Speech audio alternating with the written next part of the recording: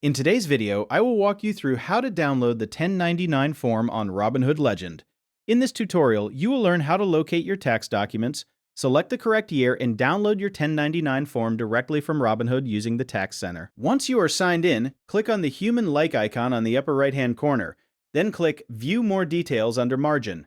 A new window will pop up. Click Account, and from the drop-down menu, locate the Tax Center option.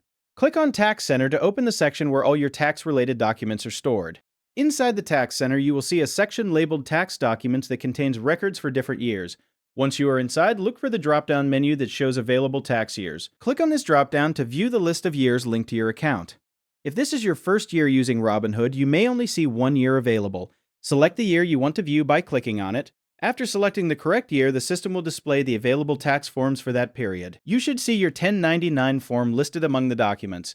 In some cases, it may appear as a consolidated tax document depending on your account activity.